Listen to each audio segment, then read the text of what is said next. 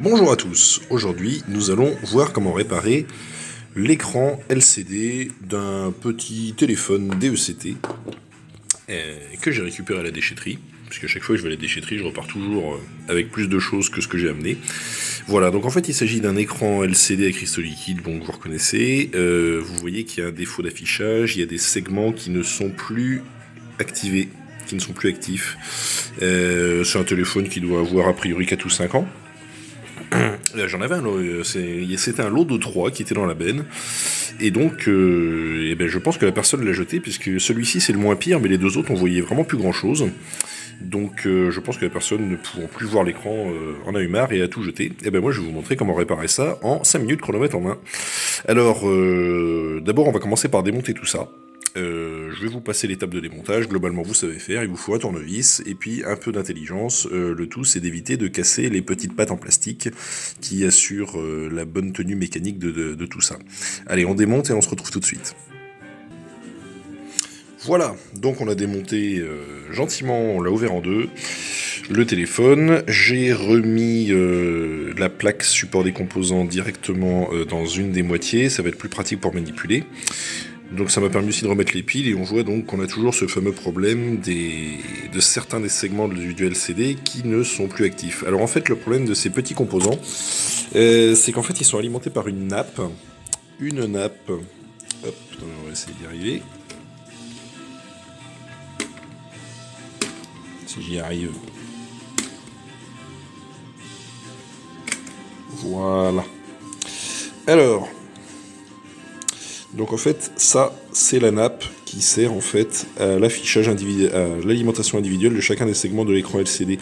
En fait, je sais pas si on le voit bien, mais globalement, le souci qu'il y a avec ces composants-là, cette nappe, en fait, elle est juste plaquée sur le récepteur au niveau ici de la plaque support des composants.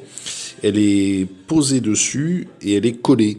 Et en fait, avec le temps, la colle se décolle. Et du coup, le contact ne se fait plus pour certains des conducteurs. Et c'est ce qui fait qu'il y a certains segments qui ne sont plus alimentés. Donc en fait, l'idée, ça va être de ne rien décoller. On va juste essayer en fait de chauffer la colle qui est encore en place et puis de presser délicatement dessus avec un support mou de façon en fait à ce que le support mou va s'adapter au petit relief qu'il peut y avoir en surface de cette nappe. Et du coup, ça va permettre de refavoriser le contact entre la zone de contact de la nappe et la zone de contact de la plaque. Voilà. Donc en fait, j'utilise une gomme bout de crayon. Essayez de trouver une gomme plutôt molle et pas une vieille gomme qui traîne dans un placard depuis 10 ans qui sera dure comme du chêne. Et on va commencer par chauffer ça. Alors, on peut utiliser un sèche-cheveux. Je déconseille le décapeur thermique qui chauffe quand même très fort, ce qui risque d'endommager les composants. Mais si on n'a pas de sèche-cheveux, ce qu'on peut utiliser tout simplement, c'est un briquet.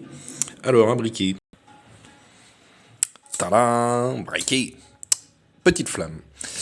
Obligatoirement, on met la flamme la plus petite possible, donc là j'ai réglé au minimum.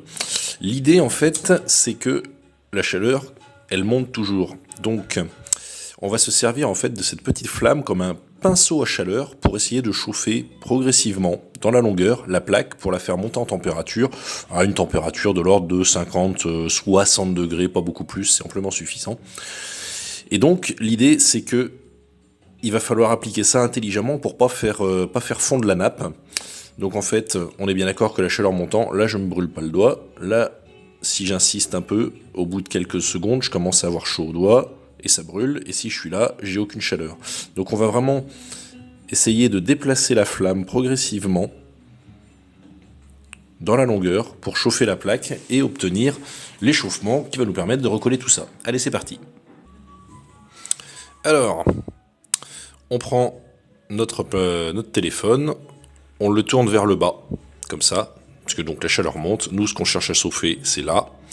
Et donc, on va l'orienter vers le bas comme ça, et puis, gentiment mais sûrement, avec notre petite flamme si elle veut bien revenir, voilà, on va venir se placer en dessous, pas trop près, pas collé, parce que vous allez tout faire fondre, il faut rester à 3-4 cm, et puis gentiment mais sûrement, je me déplace, je reste pas statique.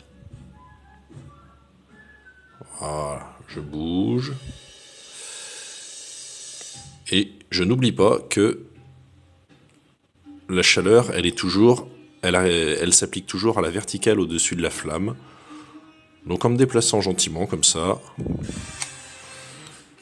hop, voilà. Je chauffe doucement la plaque.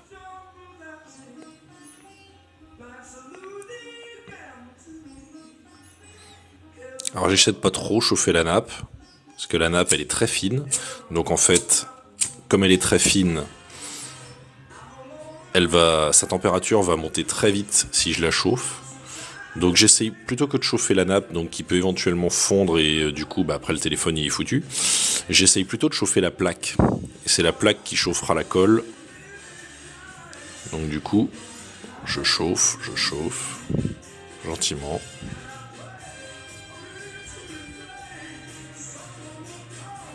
De temps en temps je peux toucher avec le doigt, on va pas se brûler.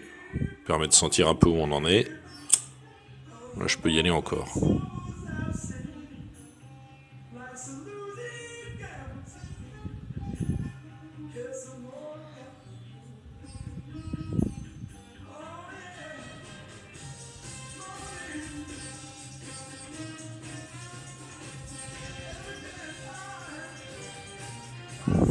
Ah, j'ai commencé à faire fondre le plastique là, ça c'est pas terrible. Là la plaque commence à être bien chaude. Elle est à 45-50 degrés là je pense. Allez, et du coup, puisque j'ai déjà bien assez chauffé le plastique, on va s'arrêter là. Je prends donc ma petite gomme et je vais appuyer sur chacun des segments de la nappe dans le sens du segment. Ça sert à rien d'appuyer comme ça parce qu'en fait du coup la gomme ne va pas appuyer dans les creux qui constituent chacun des petits conducteurs. Donc voilà, on reste bien dans l'axe comme ça, pardon. Voilà. Et en fait on va gommer chacun des segments tranquillement. Pas la peine d'appuyer comme une brute. Mais voilà. On va bien d'un bout à l'autre, on essaie de passer partout.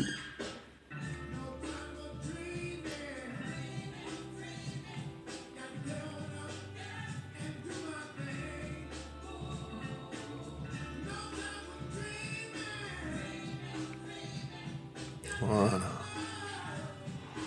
Je pense que c'est pas mal là. On va faire un essai. Parce que du coup, l'avantage c'est que là, comme je l'ai remis, voilà. Impeccable. Un éclairage complet. Avec tous les digits bien allumés, chaque segment actif. Impeccable.